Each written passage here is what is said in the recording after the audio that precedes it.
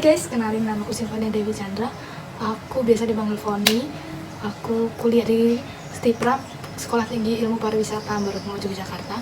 Aku di sini duduk di kelas H S1 Pariwisata. Nah, jadi di sini aku bakalan jelasin tentang apa sih itu BEP. Nah, BEP sendiri adalah keadaan di mana suatu perusahaan itu tidak mengalami kerugian dan tidak mengalami keuntungan. Dan keuntungan dan kerugian itu memiliki hasil sama dengan 0. Jadi yang pertama aku akan jelasin tentang analisa BEP. Nah, analisa BEP adalah suatu cara untuk mengetahui volume penjualan minimum agar tidak mengalami kerugian dan juga tidak mengalami keuntungan. Suatu teknik untuk mempelajari hubungan antara biaya tetap, biaya variabel, keuntungan, dan volume kegiatan. Nah, ada juga yang namanya titik impas. Titik impas itu adalah besarnya laba sama dengan 0. Nah, oleh karena itu, titik impas dapat dihitung dengan menemukan titik di mana penjualan sama dengan biaya variabel ditambah dengan biaya tetap. Biasanya BEP itu digunakan untuk yang pertama, mengetahui jumlah penjualan minimum. Terus yang kedua, merencanakan dan meramalkan keuntungan tertentu. Yang ketiga, mengupayakan sales minimum agar perusahaan tidak rugi. Dan yang terakhir, untuk mengetahui perubahan harga jual, biaya, volume penjualan terhadap keuntungan. Nah, sekarang kita masuk ke dalam menentukan break even point. Ada dua cara. Yang pertama ada secara grafik, yang kedua ada secara matematis.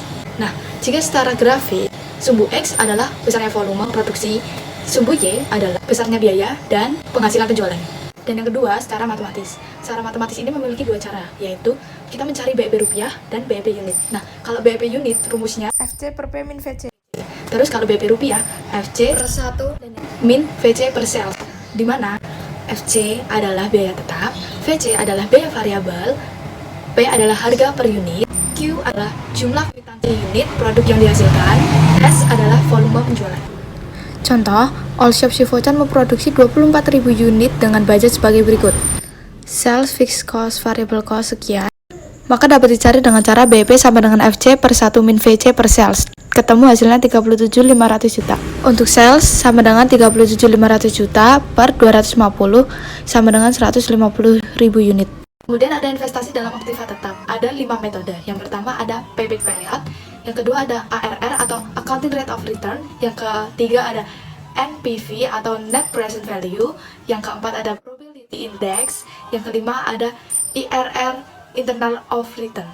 Nah, karena ini pariwisata, jadi kita hanya membahas yang pertama, payback period. Kita masuk ke payback period ya. Aku mau tanya ke kalian, kalau misalnya kalian ditawarin project, ada dua project, yang pertama project A dan project B, seperti yang gambar ini, kalian akan memilih yang mana?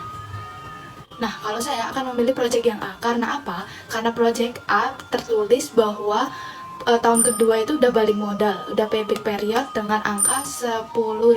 Kan 5.000 tambah 5.000 jadi 10.000. Nah, kalau misalnya yang project B harus nunggu 3,8 tahun, makanya lebih cepatnya yang project A cuman butuh 2 tahun kita udah payback period. Payback period itu akan semakin baik apabila payback periodnya itu akan semakin pendek.